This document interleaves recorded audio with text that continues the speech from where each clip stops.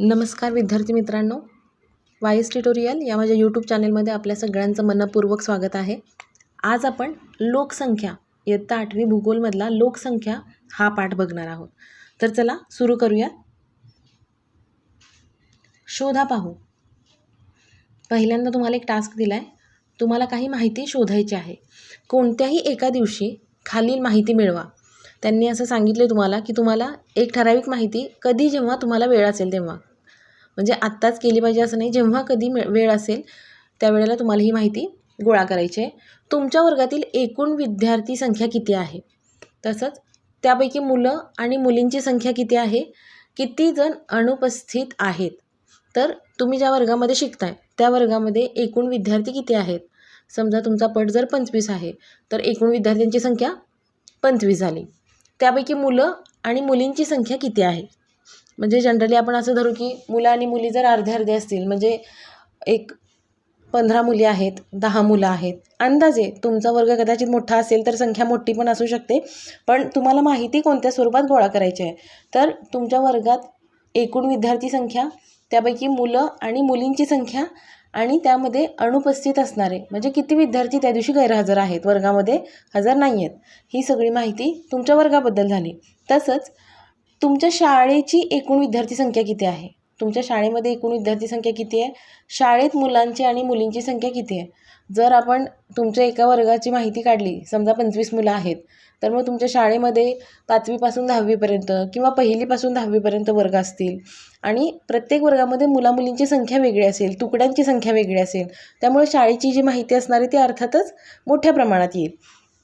तर तुमच्या शाळेची एकूण विद्यार्थी संख्या किती आहे, शाळेतल्या मुलांची आणि मुलींची संख्या किती आहे, कोणत्या वर्गात विद्यार्थी संख्या जास्त आहे. म्हणजे जनरली आपण विचार केला तर नवीन वर्ग जे असतात की 5वीमध्ये किंवा 1लीमध्ये हे बरीचशी ॲडमिशन्स होत असतात, तर जनरली त्या वर्गांची संख्या जी असते ती जास्त असते. मोठ्या मोठ्या वर्गांमध्ये म्हणजे 9वी 10वी मुलांची संख्या लिमिटेड असते. तर नक्की कोणत्या वर्गात विद्यार्थ्यांची संख्या जास्त आहे आणि कोणत्या वर्गात सर्वात जास्त अनुपस्थिती आहे. म्हणजे हा पण आपण मुद्दा विचारात घेतला तर लहान जी मुलं असतात 3री 4थी 5वी, दर दुसऱ्या दिवशी पोट दुखलं, डोकं दुखलं, काहीतरी झालं, आजारी पडले. पण मोठ्या वर्गातली जी मुलं असतात 8वी 9वी 10वी, ज्यांना अभ्यासाबद्दल म्हणजे तुम्हीच ज्यांना अभ्यासाबद्दल सिरियसनेस आहे आणि जे कधीही त्यांची स्कूल मिस करत नाहीत, असे वर्ग जनरली सगळेच विद्यार्थी प्रेझेंट असतात. पण काही वर्गामध्ये विद्यार्थी अनुपस्थितीत असतात. तर मग ही सगळी माहिती तुम्हाला त्या त्या अनुषंगानं गोळा करायची आहे. पहिली गोष्ट, तुमच्या वर्गातली विद्यार्थ्यांची संख्या, तुमच्या वर्गातल्या मुलांची आणि मुलींची संख्या आणि तुमच्या वर्गात असणारे अनुपस्थित विद्यार्थी किती आहेत. तसंच तुमच्या शाळेची विद्यार्थी संख्या, पूर्ण शाळेमध्ये असणारे मुलांची आणि मुलींची संख्या, त्यानंतर कोणत्या वर्गात विद्यार्थ्यांची संख्या जास्त आहे आणि कोणत्या वर्गात सर्वात जास्त अनुपस्थिती आहे. तर हा टास्क तुम्हाला कशासाठी करायला दिला आहे त्याचं स्पष्टीकरण आपण बघणार आहोत. भौगोलिक स्पष्टीकरण. वरील कृतीतून तुम्ही शाळेतील विद्यार्थी संख्येसंदर्भात माहिती मिळवली. अशाच प्रकारे गाव, तालुका, जिल्हा, राज्य, देश आणि जागतिक पातळीवरील लोकसंख्येची माहिती आपण मिळवू शकतो. हे कशासाठी आहे तर तुम्हाला एक आयडिया यावी की जसं तुम्ही तुमच्या शाळेबद्दल माहिती मिळवली, शाळेची संख्या किती आहे, तुमच्या वर्गाची संख्या किती आहे, हे एकदम छोट्या लेवलवरती झालं. तसंच आपण आपल्या गावची लोकसंख्या किती आहे, शहरातली, जिल्ह्यातली, राज्य, देशातली किंवा जागतिक पातळीवर जगाची लोकसंख्या किती आहे, ही माहिती आपण मिळवू शकतो. ही माहिती मिळवताना वय, लिंग संरचना आणि साक्षरता इत्यादींचा विचार करावा लागतो. म्हणजे आता बघा, तुम्ही तुमच्या शाळेची विद्यार्थी संख्या जेव्हा काउंट केलीत तेव्हा फक्त 2 गोष्टींचा विचार केलात. मुले किती आहेत, मुली किती आहेत, म्हणजे एक लिंग संरचना, आणि प्रेझेंट किती आहेत आणि ॲबसेंट किती आहेत, म्हणजे त्या मुलांची प्रेझेंट किंवा ॲबसेंटी, ह्या 2 गोष्टींचा विचार केलात. तसं जेव्हा आपण कोणत्याही गावाची, शहराची किंवा देशाची लोकसंख्या मोजतो त्यावेळेला आपण वय, म्हणजे त्या लोकसंख्येचं वय किती आहे, त्यांची लिंग संरचना कोणती आहे, म्हणजे कशी आहे, मेल किती आहेत, फिमेल किती किंवा स्त्री किती आहेत, पुरुष किती आहेत, तसंच साक्षरता किती आहे, एकूण जनतेपैकी साक्षर असणारे लोक किती आहेत, या सगळ्या गोष्टींचा आपण विचार करतो. एखाद्या प्रदेशाच्या विकासासाठी अनेक घटक उपयुक्त असतात. त्यातील लोकसंख्या हा एक महत्त्वाचा घटक आहे. कोणत्याही प्रदेशातील लोकसंख्येचा अभ्यास करताना खालील मुद्दे विचारात घ्यावे लागतात. आता आपण कुठल्याही प्रदेशाच्या अभ्यास करतोय समजा, तर एखाद्या प्रदेशाच्या विकासासाठी जे अनेक उपयुक्त असणारे घटक आहेत, म्हणजे तिथलं वातावरण, तिथल्या नैसर्गिक सोर्सेस जे आहेत त्याची उपलब्धता, तसंच लोकसंख्या हा एक महत्त्वाचा घटक आहे. तिथं असणारी लोकसंख्या जर साक्षर असेल किंवा यंग असेल, वयाने लहान मुलं जास्त नसतील, म्हातारी लोकं जास्त नसतील, यंग असेल, तर मग त्या प्रदेशाचा विकास जो आहे तो जलद गतीने किंवा झपाट्याने होतो. त्यामुळे लोकसंख्या हा एखाद्या प्रदेशाच्या विकासासाठी उपयुक्त असणारा घटक आहे. तर लोकसंख्येचा अभ्यास करताना आपण खालील मुद्दे विचारात घेतो: लोकसंख्येची वाढ, लोकसंख्येचे वितरण, लोकसंख्येची घनता आणि लोकसंख्येची रचना. तर ह्या ज्या कन्सेप्ट आहेत त्याचा अभ्यास आपण कदाचित मागच्या वर्षी पण केला असेल, यावर्षी पण करणार आहोत. लोकसंख्येची वाढ म्हणजे यावर्षी समजा तुमच्याकडे 10 लोकं आहेत, पुढच्या वर्षी ती 12 झाली, म्हणजे 2 ही जी आहे ती त्या लोकसंख्येमध्ये झालेली वाढ आहे. हे एक्झाम्पल आहे. लोक 10 आणि 12 या म्हणजे रेंजमध्ये वाढत नाहीत, लाखोमध्ये किंवा करोडोमध्ये ही लोकसंख्या असते. त्यानंतर लोकसंख्येचे वितरण. वितरण म्हणजे लोकसंख्या कुठल्या प्रदेशात कशी आहे. जर खडकाळ भाग असेल, नापीक जमिनी असतील किंवा डोंगराळ भाग असेल तर लोकसंख्या त्या भागात कमी प्रमाणात असते. शहरी किंवा विकास झालेला भाग असेल तर लोकसंख्या त्या भागामध्ये जास्त प्रमाणात असते. म्हणजे लोकसंख्येचं वितरण, लोक कशी राहतात, कुठे राहतात, हा सुद्धा विचार करण्यासारखा भाग आहे. लोकसंख्येची घनता म्हणजे एखाद्या प्रदेशात समजा मुंबईसारखं ठिकाण आहे, छोटंसं शहर आहे, पण करोडो लोक तिकडे राहतात कारण रोजगाराच्या संधी आहेत. त्याचबरोबर अगदी इकॉनॉमी जे आहे आपलं ते आर्थिक राजधानी आहे. लोकांना बऱ्याच रोजगाराच्या संधी असल्यामुळं मुंबईसारख्या ठिकाणी किंवा पुणे, दिल्लीसारख्या ठिकाणी भरपूर लोक राहतात छोट्या जागेमध्ये. पण गावचा जर विचार केला तर गावचं एरिया जो आहे किंवा प्रादेशिक विस्तार जो आहे तो बराच मोठा जरी असला तरी गावची लोकसंख्या ही त्या मानानं कमी असते. हा जो प्रकार आहे ह्याला लोकसंख्येची घनता असे म्हणतात. तसंच लोकसंख्येची रचना. तर ह्या सगळ्या बाबींचा विचार आपण ह्या पाठामध्ये करणार आहोत. तर चला बघूया. सांगा पाहू. तुम्हाला एक तक्ता दिलेला आहे, त्याच्यामध्ये तपशील, बदल, अ शहर आणि ब शहर अशा 2 गोष्टींची माहिती दिली आहे. म्हणजे अ शहर आणि ब शहर यांच्याबद्दलचा तपशील आणि त्या तपशिलामध्ये जर काही बदल असतील असा एक तक्ता तुम्हाला दिलेला आहे. तर बघा, एकूण लोकसंख्या 2016 या वर्षामध्ये अ शहराची आणि ब शहराची असणारी एकूण लोकसंख्या.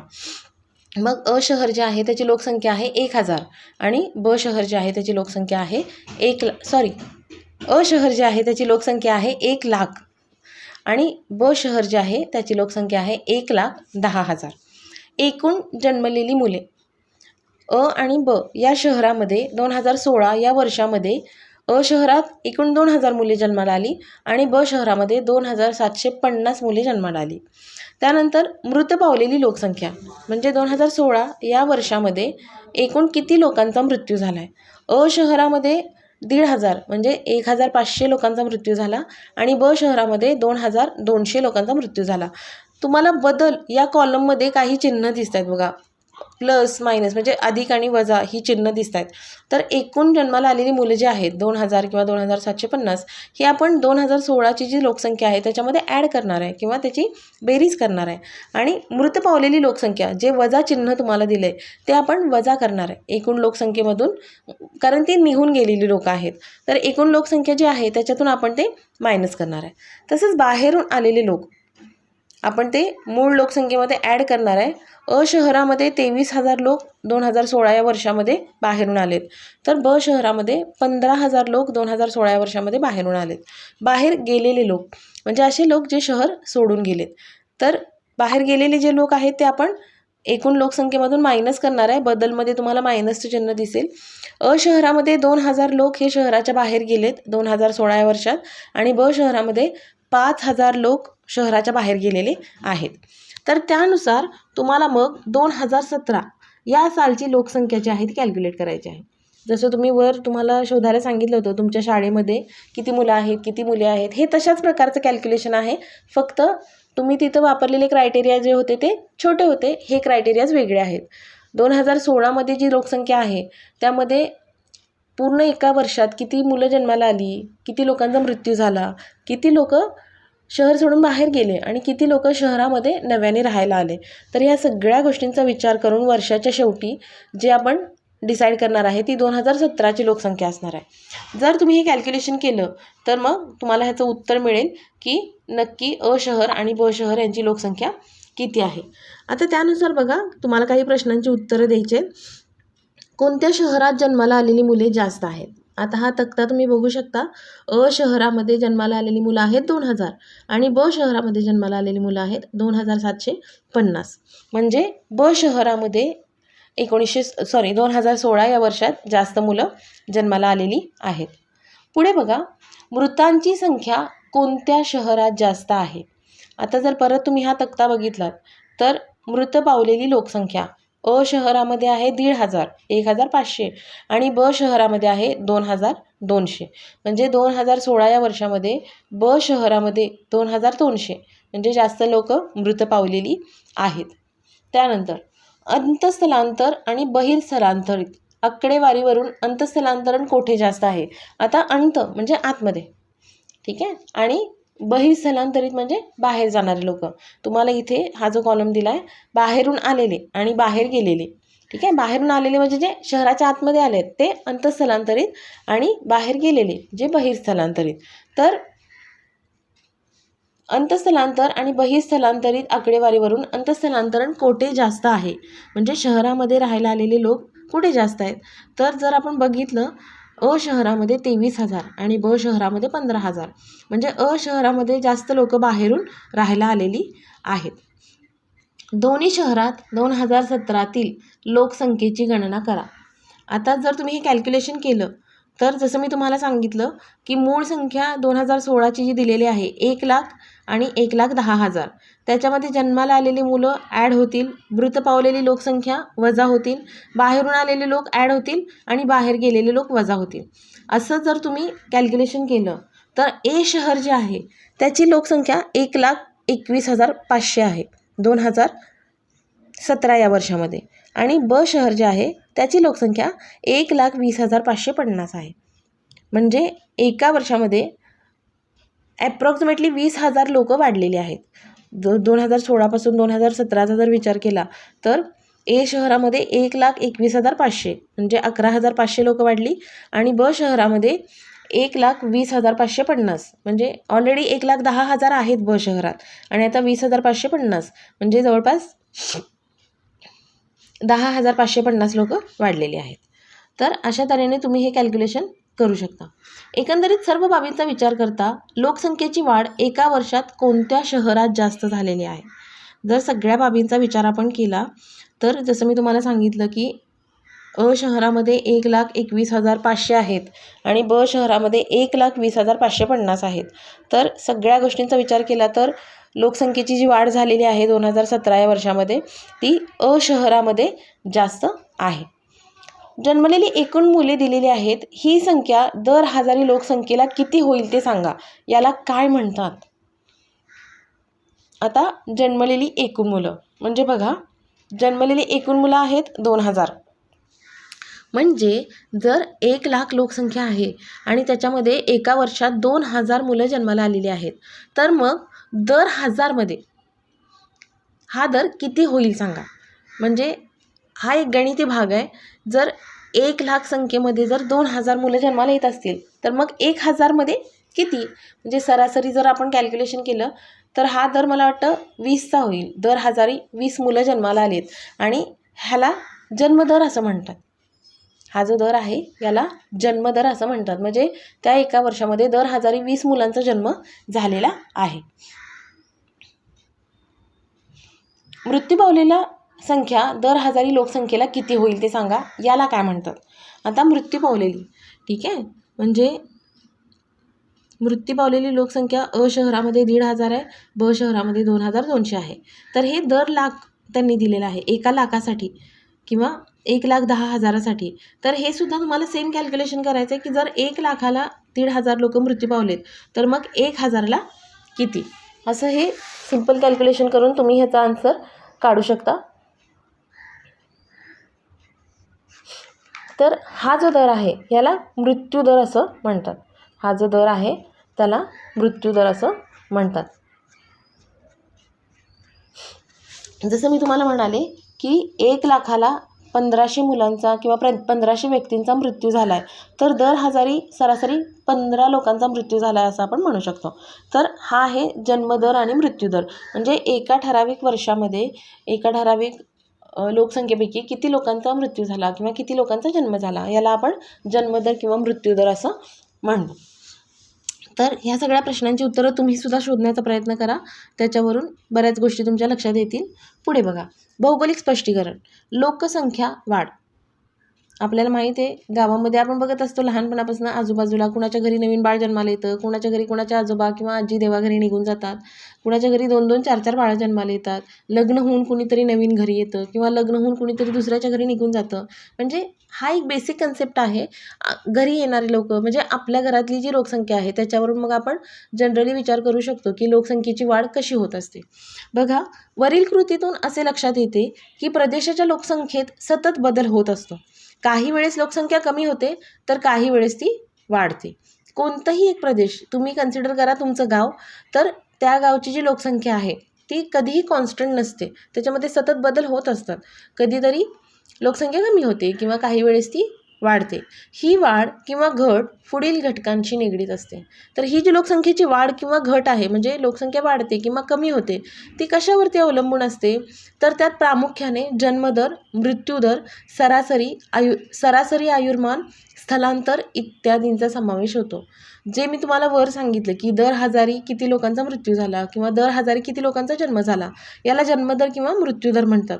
सरासरी आयुर्मान म्हणजे कोणत्याही एका ठराविक प्रदेशातलं लोकांचं सरासरी आयुर्मान किती आहे. जर आपण एक 100 लोकांचा ग्रुप घेतला तर त्या 100 लोकांमध्ये प्रत्येकाचं जे वय आहे त्या सगळ्यांची ॲडिशन करून आपण त्याची एक सरासरी काढली. सरासरी आयुर्मान एखाद्या गावाचं 70 असेल, 80 असेल किंवा कुठल्या एखाद्या गावाचं 100 असेल, तर हा सुद्धा घटक जो आहे तो लोकसंख्याची जी वाढ असते त्याच्यावरती इम्पॅक्ट करत असतो. त्याचबरोबर स्थलांतर म्हणजे एखाद्या गावामध्ये बऱ्याच कारणामुळे रोजगाराच्या संधी आहेत किंवा बाकीच्या सगळ्या ज्या काही सुखसुविधा आहेत त्यानुसार लोक तिथं राहायला येतात किंवा तिथली लोक गाव सोडून निघून जातात. तर स्थलांतर हा सुद्धा एक महत्त्वाचा मुद्दा आहे जो लोकसंख्येचा जो बदल आहे त्याच्यावरती इम्पॅक्ट करत असतो. जन्मदर. एका वर्षात दर हजारी लोकसंख्येमागे जन्मलेल्या एकूण जिवंत अर्भकांची संख्या जन्मदर दर्शविते. जिवंत अर्भकांची हा जो शब्द आहे तो महत्त्वाचा आहे याच्यामध्ये. म्हणजे असं नाही की एखादं मूल जन्माला आलं आणि काही कारणास्तव ते म्हणजे जिवंत नाही राहिलं, दगावलं, तर ते आपण जन्मदरामध्ये नाही काउंट करू शकत. जे जिवंत लोक आहेत त्या वर्षामध्ये जिवंत अर्भक आहेत, तर 1,000 लोकांमागे एकूण जन्मलेली जी जिवंत अर्भक आहेत ती संख्या म्हणजे जन्मदर असतो. मृत्यूदर. एका वर्षाच्या कालावधीत दर हजारी लोकसंख्येमागे एकूण मृत्यू झालेल्या व्यक्तींची संख्या मृत्यूदर दर्शवते. जसं जन्मदर हा जन्माला आलेल्या लोकांची संख्या दर्शवतो, तसं मृत्यूदर हा मृत पावलेल्या कोणत्याही कारणाने कोणत्याही वयाच्या स्तरावरती असणारे, अगदी लहान मुलं असतील, मध्यम वर्ग किंवा मध्यम वयातली लोकं असतील किंवा अगदी वृद्ध झालेले लोक, कोणत्याही स्तरातले ज्यांचा मृत्यू झाला आहे, तर दर हजारी लोकसंख्येमागे हा दर किती आहे तो त्या ठिकाणाचा मृत्यूदर दर्शवितो. आयुर्मान. एखाद्या प्रदेशातील व्यक्तीच्या जन्माच्या वेळची अपेक्षित सरासरी आयुमर्यादा. म्हणजे कोणताही एक प्रदेश आहे, जसं मी तुम्हाला म्हटलं की सरासरी 100 लोक आहेत, तर प्रत्येकाचं एज किती आहे त्याच्या कॅल्क्युलेशनवर एक सरासरी वय आपण ठरवू शकतो. म्हणजे मग त्या व्यक्तीच्या जन्माच्या वेळची अपेक्षित सरासरी आयुर्मर्यादा. म्हणजे जन्माला आलेलं मूल आपल्याला वाटतं की 100 वर्ष जगेल, पण असं प्रत्येक वेळी होत नसतं. तर प्रदेशानुसार, तिथल्या वातावरणानुसार किंवा तिथं जे काही फॅसिलिटीज अवेलेबल आहेत त्यानुसार प्रत्येक व्यक्तीची ही एक सरासरी आयुर्मर्यादा असते. तर त्याला आपण तो जो काही अपेक्षित लाईफस्पॅन आहे प्रत्येकाचा त्याला आपण सरासरी आयुर्मर्यादा असं म्हणणार आहोत. स्थलांतर. व्यक्ती किंवा व्यक्तिसमूह दुसरीकडे जाणे किंवा दुसरीकडून येणे. स्थलांतरचा अर्थ एका ठिकाणावरून दुसऱ्या ठिकाणी जाणे हाच होतो एकदम सरळ. तर आपण लोकसंख्येच्या बाबतीत स्थलांतर बघतोय, तर त्याचा अर्थ असा आहे की व्यक्ती किंवा व्यक्तिसमूह. कधीकधी एका घरातले एखादे काका ऑफिससाठी किंवा कामासाठी बाहेर जातात, तिकडे जातात, स्थायिक होतात. कधीकधी ते आपल्या पूर्ण घरातल्या सगळ्याच कुटुंबाला घेऊन निघून जातात तिकडे आणि दुसरीकडे स्थायिक होतात. म्हणजे व्यक्ती किंवा व्यक्तिसमूह दुसरीकडे जाणे किंवा दुसरीकडून येणे. आपलं गाव सोडून दुसऱ्या गावात जाऊन स्थायिक होणे किंवा दुसऱ्या गावातला एखादा व्यक्ती किंवा व्यक्तिसमूह आपल्या गावामध्ये येऊन स्थायिक होणे याला स्थलांतर असं म्हणतात. एखाद्या प्रदेशात बाहेरून वास्तव्यासाठी व्यक्ती येणे म्हणजे अंतःस्थलांतर किंवा त्या प्रदेशातून इतर ठिकाणी वास्तव्यासाठी व्यक्ती जाणे म्हणजे बहिस्थलांतर. म्हणजे हे मी तुम्हाला वरती आता एक्सप्लेन केलं आहे मगाशीच. कोणताही व्यक्ती वास्तव्यासाठी तुमच्या गावामध्ये आला आहे तर तो अंतःस्थलांतरित व्यक्ती किंवा तुमच्या गावामध्ये राहायला आलेला व्यक्ती असेल. पण ते जर तुमच्या गावातून कुणी बाहेर गेलं तर तो बहिस्थलांतरित व्यक्ती असेल, म्हणजे तो तुमच्या गावातून बाहेर निघालेला किंवा बाहेर राहायला गेलेला आहे. आता आपण पुढचा भाग पुढच्या पेजवरती बघूया. वरील सर्व घटकांचा लोकसंख्या वाढीवर परिणाम होतो. जन्मदर व मृत्यूदरातील फरक ठळकपणे लोकसंख्येच्या नैसर्गिकरित्या होणाऱ्या बदलास कारणीभूत ठरतो. त्याचप्रमाणे व्यक्ती किंवा व्यक्तिसमूहाचे स्थलांतर लोकसंख्येत सतत बदल घडवितात. लोकसंख्येच्या अमर्याद वाढीमुळे प्रदेशातील संसाधनावर ताण पडतो. या उलट लोकसंख्या वाढ नियंत्रित असेल तर संसाधनांची उपलब्धता योग्य प्रमाणात राहते. लोकसंख्या नियंत्रणात असणे हे त्या प्रदेशाच्या विकासाचे निर्देशक आहे. मग अशी जसं आपण बघितलं की लोकसंख्या हा एखाद्या कोणत्याही प्रदेशाच्या विकासाचा घटक मानला जातो. तर त्याचं कारण काय आहे की वरील जे पाठीमागच्या पेजवर आपण जे सगळे घटक बघितले, जन्मदर, मृत्यूदर, स्थलांतर किंवा सरासरी आयुर्मान, तर हे सगळे जे घटक आहेत ते लोकसंख्येचे जे नैसर्गिकरित्या बदल होतात त्याच कारणीभूत ठरतात. म्हणजे एखाद्या गावातील जन्माला येणारी मुलं लोकसंख्या वाढवतात. मृत्यू पावणारी लोकं आहेत ती लोकसंख्या कमी करतात. स्थलांतरित लोक असतील जे गावात राहायला आले ते परत लोकसंख्या वाढवतात. गाव सोडून गेलेले जे लोक असतात ते लोकसंख्या कमी करतात. म्हणजे हे डायरेक्ट लोकसंख्येच्या बदलास कारणीभूत ठरतात. त्याचप्रमाणे व्यक्ती किंवा व्यक्तिसमूहाचे स्थलांतर लोकसंख्येत सतत बदल घडवितात.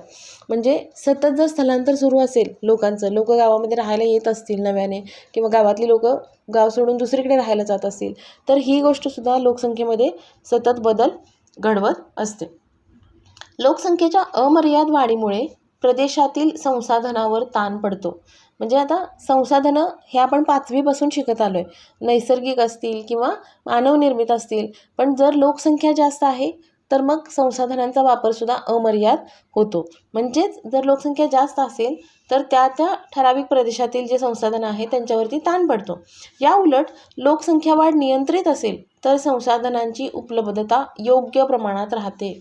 जर लोकसंख्या वाढ लिमिटेड आहे म्हणजे एखाद्या ठराविक प्रदेशामध्ये लोकसंख्या जी आहे ती ठराविक गतीने किंवा ठराविक रेंजने वाढत असेल तर तिकडची जी संसाधनं आहेत त्याच्यावरती ताण पडत नाही. म्हणजे समजा तुम्ही पाण्याचा प्रॉब्लेम, पाणी म्हणू आपण, पाणी हे एक संसाधन आहे. जर ठराविक लोक आहेत तर त्यांना रोजच्या रोज होणारा पाणी पुरवठा जो आहे तो नियमितपणे सुरळीत चालू राहील. पण जर लोकसंख्या वाढली, बाहेरून आलेले लोकांचं प्रमाण वाढलं किंवा जन्मदर वाढला, लोकसंख्या वाढली तर मग पाण्याचं जे काही रुटीन आहे ते थोडं डिस्टर्ब होतं. कारण वाढत्या लोकसंख्येला जास्त पाणी पुरवठा करणं हे शक्य नाही होत, कारण हे लिमिटेड असणारा रिसोर्स आहे.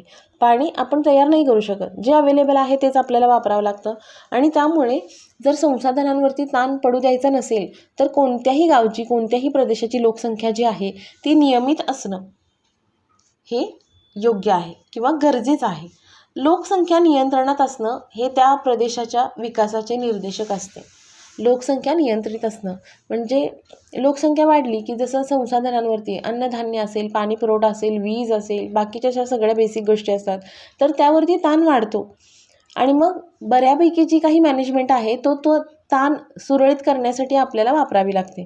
म्हणजे जर विकास गरजेचा असेल किंवा विकास होणं गरजेचं असेल तर मग लोकसंख्या नियंत्रणात असणं हे महत्त्वाचं आहे. लोकसंख्या नियंत्रणात असणे हे त्या प्रदेशाच्या विकासाचे निर्देशक आहे. म्हणजे लोकसंख्या नियंत्रणात असेल तर मग अल्टिमेटली त्या प्रदेशाचा विकास हा होत राहतो. करून पहा. चवळी, वाल, सोयाबीनचे सुमारे 100 दाणे घ्या. हे दाणे प्रथम 30 बाय 30 सेंटीमीटर चौरसात पसरून टाका आणि 100 दाणे 15 बाय 15 सेंटीमीटर चौरसात पसरून टाका.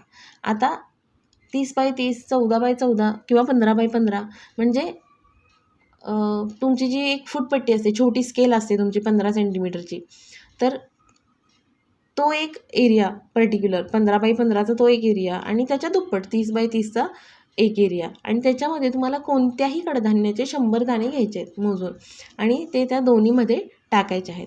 दाणे पसरताना ते एकमेकावर येणार नाही त्याची काळजी घ्या. आकृती 7.1 पहा. आता ह्यांनी तुम्हाला आकृती दाखवली आहे बघा.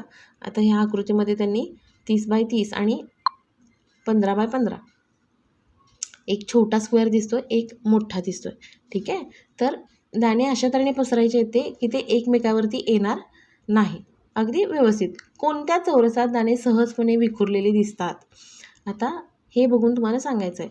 तुम्ही जर बघितलं तर हा जो आहे 30x30चा मोठा चौरस आहे. दाण्यांची संख्या दोन्हीकडे सेमच आहे. त्यामुळं 30x30चा जो चौरस आहे त्याच्यामध्ये दाणे जे आहेत ते व्यवस्थित विखुरलेले दिसतात. जर हा चौरस बघितला तुम्ही 15x15चा छोटा, तर ते जे सोयाबीनचे दाणे किंवा जे काही तुम्ही बीन्स घेतलेले आहेत ते गर्दी केल्यासारखे किंवा एकमेकावरती एकदम चिकटून आतमध्ये कंजेस्टेडली बसवल्यासारखे दिसतात. तर कोणत्या चौरसात दाणे दाटीवाटीने विखुरलेले दिसतात? म्हणजे जर आपण बघितलं, जे बीन्स आहेत ते 30x30च्या चौरसामध्ये सहजपणे विखुरलेत आणि 15x15च्या चौरसामध्ये दाटीवाटीने विखुरलेले आहेत. दाण्यांचे वितरण व प्रदेशातील लोकसंख्येचे वितरण यात सहसंबंध जोडता येईल का? आता हे तुम्हाला लोकसंख्येचा जो म्हणजे लोकसंख्येचे जे वितरण आहे त्याच्याशी तुम्हाला कनेक्ट करता येईल का? म्हणजे बघा, तुमचं गाव मोठं आहे, अगदी व्यवस्थित मोठा एरिया आहे गावाचा, आणि लोकसंख्या कमी आहे. तर मग ती जी लोकसंख्या असणार आहे तर ती ह्या 30x30चा जो स्क्वेअर आहे त्याच्यामध्ये दाणे कसे विखुरलेले आहेत, एकदम व्यवस्थित रिलॅक्स सहजपणे तशी असणार आहे. पण तुमच्या गावचा एरिया आहे तेवढाच ठराविक आहे आणि लोकसंख्या खूप जास्त आहे. तर मात्र मग लोकसंख्येचे जे वितरण असणार आहे ते ह्या 15x15 स्क्वेअरसारखं दिसणार आहे. म्हणजे जागा कमी आणि लोक जास्त, खूप कंजेस्टेडली ॲडजस्ट झाल्यासारखे. तर ही जी डायग्राम तुम्हाला दिलेली आहे किंवा हे जे कन्सेप्ट त्यांनी दिलेलं आहे ते आपण लोकसंख्येच्या वितरणाशी त्याचा सहसंबंध जोडू शकतो. या दाण्यांचे वितरण जास्त सुटसुटीत होण्यासाठी काय करावे लागेल? आता हे मात्र उत्तर तुम्हाला द्यायचं आहे. तुम्ही बघितलं आहे की एक मोठा स्क्वेअर आहे, एक छोटा स्क्वेअर आहे. दोन्हीमध्ये आपण ते दाणे जे आहेत ते पसरलेले आहेत. पण ते जास्त सुटसुटीत होण्यासाठी आपण काय करू शकतो किंवा काय करावे लागेल? ह्याचं उत्तर तुम्ही मला कमेंट करून सांगा. भौगोलिक स्पष्टीकरण. लोकसंख्या वितरण. ज्याप्रमाणे चवळीचे दाणे 2 वेगळ्या आकारमानाच्या क्षेत्रात विखुरले जातात तसे मोठ्या क्षेत्रात वितरण विरळ दिसते. कमी आकारमानाच्या क्षेत्रात वितरण दाट दिसते. आकृती 7.1 पहा. परत तेच आहे, जर आपण ही गोष्ट लोकसंख्येशी निगडीत केली तर मग मोठं क्षेत्र जे आहे किंवा जर एरिया मोठा असेल, प्रादेशिकच्या जे काही त्याच्या सीमा आहेत गावच्या, शहराच्या किंवा देशाच्या जर मोठ्या असतील तर मग मोठ्या क्षेत्रामध्ये लोकसंख्येचं वितरण जे आहे ते विरळ दिसतं. म्हणजे भरपूर जागा प्रत्येकाच्या वाट्याला आलेली आहे आणि लोक एकदम सुटसुटीत जागेमध्ये राहत आहेत. तेच जर कमी आकारमान असेल तर मात्र लोकसंख्येचं वितरण जे आहे ते दाट दिसतं. म्हणजे खूप जास्त लोकांची गर्दी असते. प्रदेशाची लोकसंख्या देखील त्या प्रदेशात कशा रीतीने विखुरलेली आहे हे लोकसंख्येच्या वितरणावरून समजते. लोकसंख्येच्या वितरणावरून आपल्याला काय समजतं की त्या प्रदेशाची लोकसंख्या त्या भागामध्ये कशी विखुरली आहे. जसे हे दाणे पसरलेले तुम्हाला दिसत आहेत तशी लोकसंख्या इमॅजिन करा त्या पर्टिक्युलर गावामधली. प्रदेशानुसार काही ठिकाणी पर्वत तर काही ठिकाणी सपाट मैदान असते. भौगोलिक परिस्थिती भिन्न भिन्न असते. काही विभाग साधन संपत्तीने संपन्न असतात तर काही प्रदेशात साधन संपत्ती मर्यादित स्वरूपात असते. या परिस्थितीचा लोकसंख्येच्या वितरणावर परिणाम होतो. जसं आपण आधीच बघितलं की भौगोलिक परिस्थिती, काही ठिकाणी पर्वत असतात, डोंगर असतात, म्हणजे अगदी राहण्यासाठी योग्य नसणारी किंवा बऱ्यापैकी असणारी परिस्थिती असते. ओसाड जमिनी असतात, पाण्याचा प्रॉब्लेम असतो, वाळवंट असतं किंवा दुष्काळ पडत असतो. म्हणजे या काही डायव्हर्स कंडिशन आहेत जिथं राहणं थोडंसं कठीण असतं. लोक राहतात तिथेही, पण अशा ठिकाणी लोकसंख्या जी असते ती विरळ असते. त्या उलट काही विभाग जे असतात ते साधन संपत्तीने संपन्न असतात. भरपूर शेतं आहेत, भरपूर पाणी आहे मुबलक, म्हणजे वातावरण चांगलं आहे, भरपूर सारे बिझनेसेस आहेत किंवा म्हणजे फॅक्टरी इंडस्ट्रियल एरिया आहे. तर अशा ठिकाणी लोकसंख्या जी असते ती जास्त असते. बरोबर. म्हणजे ह्या ज्या गोष्टी असतात त्याचा लोकसंख्येच्या वितरणावरती परिणाम होतो. मुबलक साधन संपत्ती असलेल्या प्रदेशात साहजिकच लोकसंख्या जास्त असते. या भागात लोकसंख्या वितरण दाट असते, तर साधन संपत्ती कमी असलेल्या तसेच अनुकूल हवामान नसलेल्या उंच सखलपणा जास्त असलेल्या भागात लोकसंख्या कमी असते. या प्रदेशात लोकसंख्येचे वितरण विरळ आढळते. ठीक आहे. छान मुबलक पाणी आहे, वातावरण चांगलं एकदम अनुकूल आहे, शेतं सुपीक जमिनी आहेत, सगळं व्यवस्थित आहे, अशा ठिकाणी लोकसंख्येचं वितरण हे जास्त असतं. अगदीच खडकाळ जमिनी किंवा डोंगराळ जमिनी, दुष्काळ, सुपीक नापीक असणाऱ्या जमिनी किंवा वातावरण एकदम डायव्हर्स आहे, प्रचंड ऊन आहे, प्रचंड उकाडा, खूप सारा पाऊस, तर अशी जिथे परिस्थिती असते तिथे लोकसंख्येचं वितरण हे कमी असतं. करून पहा. 2 बाय 2 मीटर आकाराचा चौरस आखून घ्या. या चौरसात सुरुवातीला 2 मुलांना उभे करा व थोड्या कालावधीने 4 मुले, नंतर 6 मुले, पुढे 8 मुले अशा चढत्या क्रमाने मुलांची संख्या वाढवावी. प्रत्येक वेळी मुलांची संख्या वाढवताना पुढील प्रश्न विचारा. तुम्हाला दिलेल्या क्षेत्रात सहज हालचाल करता येते का? आता परत एक टास्क आहे, हा तुम्ही शाळेतल्या शाळेत करू शकता. 2 मीटर, 1 मीटर म्हणजे अंदाजे 3 फूट असतं, तर 6 बाय 6चा चौरस आखायचा आहे तुम्हाला. 6 फूट लांबी आणि 6 फूट रुंदी असणारा एक चौरस घ्या आणि त्याच्यामध्ये पहिल्यांदा 2 मुलं, मग 4 मुलं, मग 6, मग 8, मग 10, जेवढी बसतील तेवढी. आणि प्रत्येक वेळी तुम्हाला एक प्रश्न विचारायचा आहे की दिलेल्या क्षेत्रात सहज हालचाल करता येते का? 2 मुलं असतील तर ती 6 बाय 6मध्ये मस्त फिरू शकतात. 4 मुलं, 6 मुलंसुद्धा जनरली फिरू शकतील. पण जर 8, 10, 12 आपण जर मुलांची संख्या वाढवत गेलो तर मग तो जो 6 बाय 6चा एरिया आहे तो मुलांच्यासाठी थोडा कंजेस्टेड होऊन जाईल किंवा त्यांना सहजपणे त्याच्यात हालचाल करता येणार नाही. लोकसंख्येच्या वितरणावर परिणाम करणारे घटक. आता लोकसंख्येचं जे वितरण आहे आपण इथं बघितलं, तर त्याच्यावरती कोणकोणते घटक परिणाम करतात आपण बघूया. प्राकृतिक घटक कोणते कोणते आहेत? तर स्थान, प्राकृतिक रचना, हवामान, मृदा आणि खनिज संपत्ती. ती जी गाव आहे, शहर आहे, जिथली लोकसंख्येचं वितरण आपण बघतोय, तर त्याचं स्थान कुठे आहे, ते कुठे आहे? अगदी ट्रॉपिकल भागात आहे, विषुववृत्ताच्या जवळ किंवा ध्रुवीय प्रदेशात आहे, नक्की कुठे आहे याचा फरक पडत असतो लोकसंख्येवरती. प्राकृतिक रचना कशी आहे? सुपीक जमिनी आहेत, सपाट मैदानं आहेत किंवा डोंगराळ प्रदेश आहेत, जंगलं आहेत. त्याचबरोबर हवामान कसं आहे? लोकांना एकदम अनुकूल असणारं हवामान आहे, व्यवस्थित कोरडे, स्वच्छ किंवा मग सतत दमट असणारं किंवा फार प्रचंड ऊन असणारं. तर हवामानसुद्धा लोकसंख्येच्या वितरणावरती परिणाम करत असतं. मृदा आणि खनिज संपत्ती, तिथली जमीन कशी आहे? जर आपण आपल्या बाबतीत विचार केला म्हणजे जगात कुठेही मृदा हा एक फार महत्त्वाचं असणारं संसाधन आहे.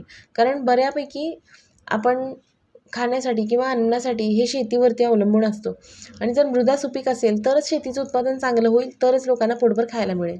त्यामुळे मृदा आहे हा सुद्धा एक प्राकृतिक घटक आहे जो लोकसंख्येच्या वितरणावरती परिणाम करतो. जिथं डोंगराळ, खडकाळ जमिनी असतात, नापीक जमिनी असतात, तिथं जनरली लोकसंख्येचं वितरण हे कमी असतं. खनिज संपत्ती म्हणजे आता मग भूगर्भातून मिळणाऱ्या काही जे खनिज असतात, तुम्ही खनिज संपत्तीचा अभ्यास ह्याच्या आधी केला असेल.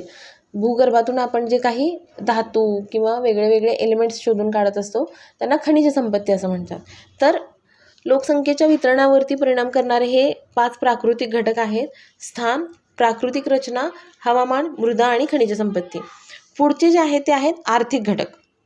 शेती, कारखानदारी, नागरीकरण, वाहतूक आणि बाजारपेठ.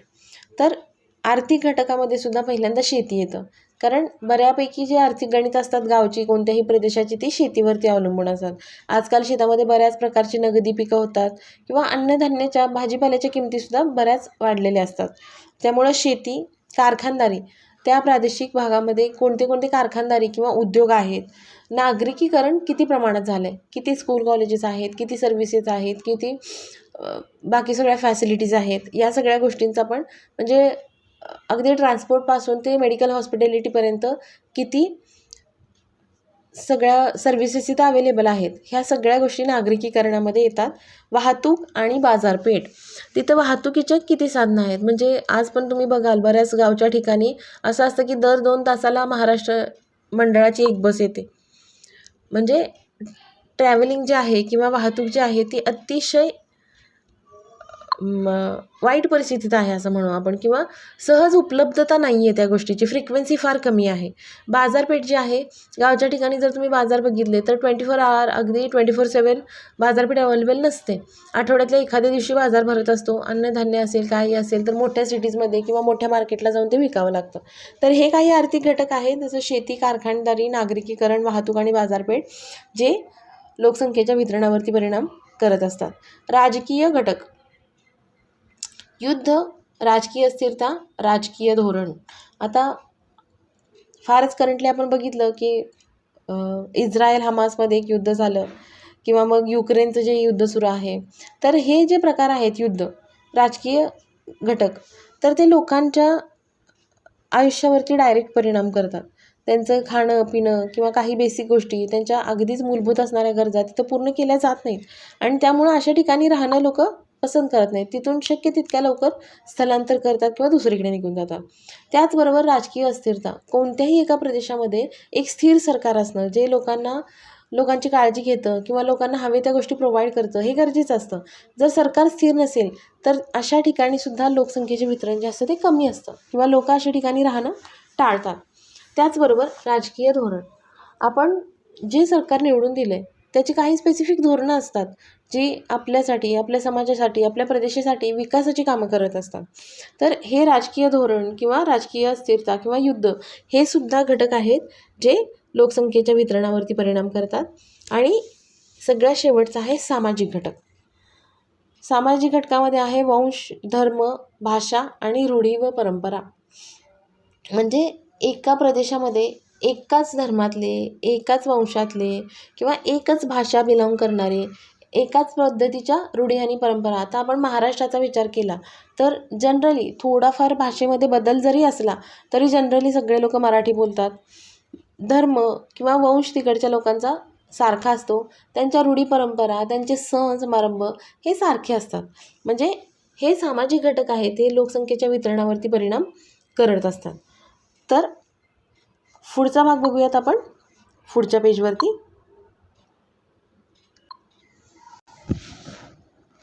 तर आता आपण आपल्या ॲक्टिव्हिटीवरती परत येऊया. आपण 6x6चा एक चौरस बनवला आहे, आणि त्याच्यामध्ये आपण मुलांना उभं करतो आहे. 2 मुलं, 4 मुलं, 6 मुलं, 8 मुलं, आणि आपण प्रत्येक वेळी एक प्रश्न विचारतो आहे की तुम्हाला त्याच्यामध्ये सहजपणे किंवा कम्फर्टेबली फिरता येते का, किंवा तुम्ही त्यामध्ये कम्फर्ट आहात का. दुसरा प्रश्न आहे, आणखीन मुले चौरसात उभी केली तर चालतील का. समजा 2 मुलांना आपण हा प्रश्न विचारला की आणखीन 2 मुलं ॲड केली तर चालतील का, तर त्या अर्थात हो म्हणतील. समजा त्या चौरसात आपण दाटीवाटीने एकदम 16 मुलं ढकलली आणि पुन्हा त्यांना विचारलं की आणखीन 2 मुलं ॲड करू का, तर ते ॲड होण्याची शक्यता कमी आहे, किंवा मग जरी ॲड केलं तर त्या लोकांना ते इतकं कम्फर्टेबल वाटणार नाही. तर का हा जो ॲक्ट आहे किंवा ही जी ॲक्टिव्हिटी आहे ती कशासाठी करायची आहे. वरील प्रश्नांचे ज्यावेळेस नकारात्मक उत्तर येतील त्यावेळेस वर्गातील सर्व विद्यार्थ्यांना केलेल्या कृतीबद्दल त्यांची निरीक्षण नोंदवण्यास सांगावी व वर्गात लोकसंख्येच्या घनतेच्या संदर्भात चर्चा घडवून आणावी. आता इथे तुम्हाला चित्र दिलं आहे की मॅक्सिमम किती मुलं, हा 6x6चा जो चौरस आहे त्याच्यामध्ये किती मुलं बसू शकतात. प्रत्येक वेळेला 2 2 2 2 एक ठराविक लिमिट येईल 20 मुलांनंतर 22 मुलांनंतर, की बस आता त्याच्यापेक्षा जास्त मुलं तिथं उभा राहू शकत नाहीत. आणि ह्यावरती तुम्ही तुमचं मत सांगायचं आहे, की तुमचं निरीक्षण सांगायचं आहे की नक्की काय तुम्हाला ह्या ॲक्टिव्हिटीमधून नक्की काय लक्षात आलं. बघा, तुम्हाला पुस्तकात पण ह्याचं भौगोलिक स्पष्टीकरण दिलेलं आहे. लोकसंख्येची घनता, तिसरा जो फॅक्टर आपण बघतोय, मगापासून आपण बघितलं जन्मदर, मृत्यूदर, लोकसंख्येचे वितरण, आणि आता आपण तिसरा फॅक्टर बघतोय लोकसंख्येची घनता. देशातील लोकसंख्या व क्षेत्रफळ यांचे गुणोत्तर म्हणजेच लोकसंख्येची घनता. देशातली जी लोकसंख्या आहे तर ती लोकसंख्या आणि क्षेत्रफळ, म्हणजे समजा आता 100 स्क्वेअर फीट जागेमध्ये 100 लोक राहतात, तर लोकसंख्या आणि क्षेत्रफळ याचं जे गुणोत्तर आहे त्याला लोकसंख्येची घनता असं म्हणतात. लोकसंख्या वितरणाचे विवेचन करताना लोकसंख्या घनतेचा विचार केला जातो. घनता खालील सूत्रानुसार काढली जाते. लोकसंख्येची घनता काढण्याचं एक सूत्र तुम्हाला दिलेलं आहे. प्रदेशातील लोकसंख्या, प्रदेशाचे क्षेत्रफळ, त्या प्रदेशाची लोकसंख्या किती आहे आणि त्या प्रदेशाचं क्षेत्रफळ किती आहे, यानुसार तुम्ही लोकसंख्येची घनता जी आहे ती काढू शकता. तक्ता पूर्ण करा. आता तुम्हाला राज्य दिलेली आहेत वेगळी वेगळी. उत्तर प्रदेश, महाराष्ट्र, तामिळनाडू, राजस्थान, मणिपूर आणि गोवा.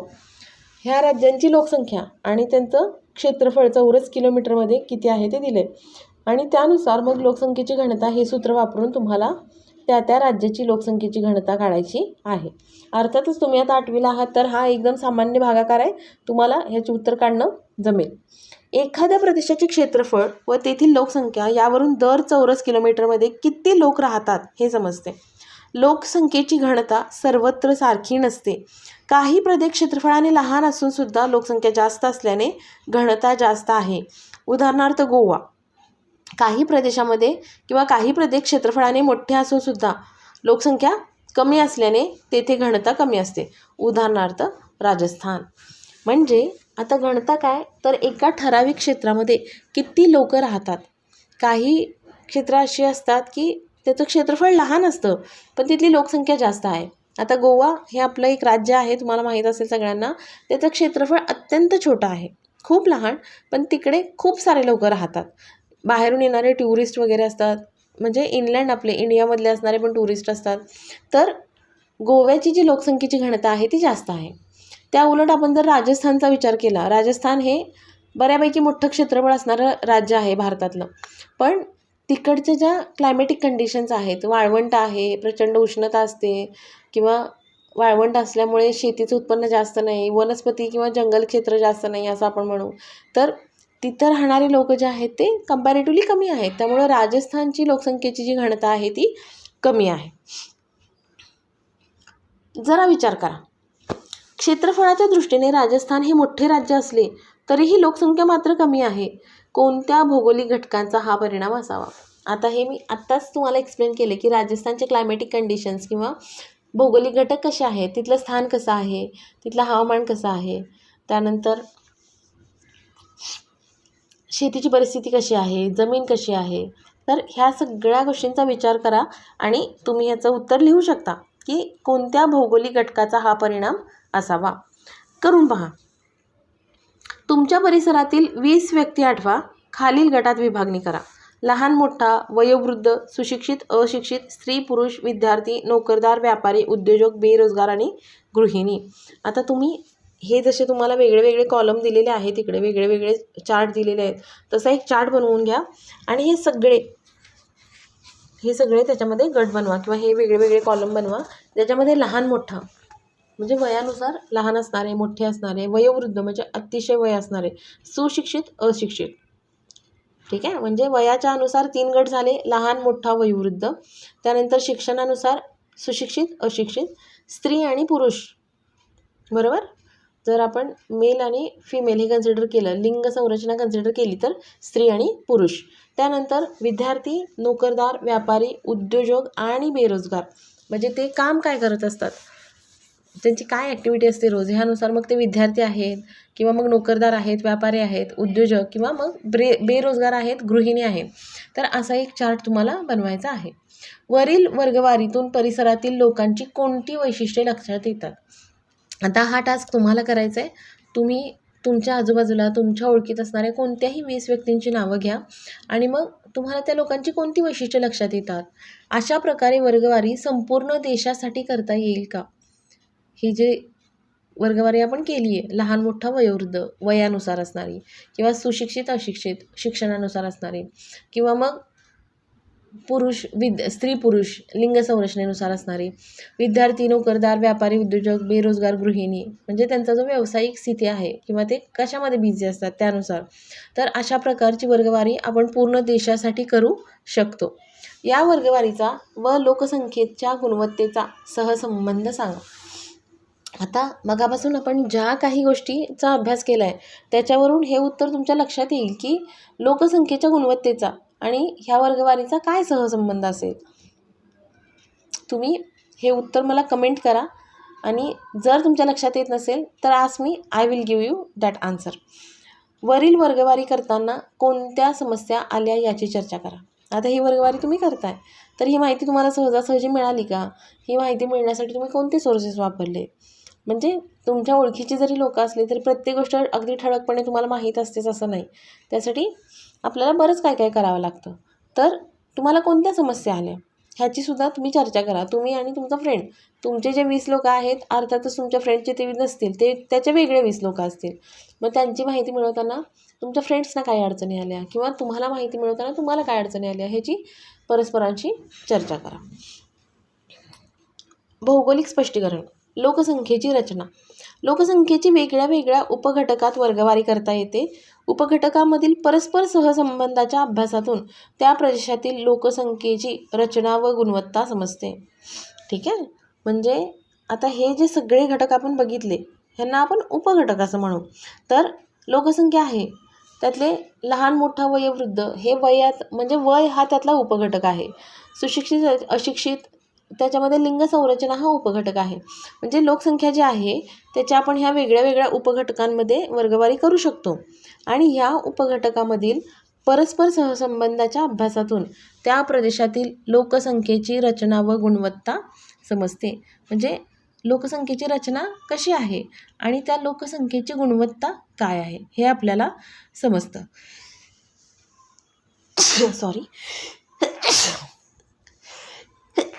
सॉरी. ठीक आहे. तर आजच्या व्हिडिओमध्ये आपण इथेच थांबूया.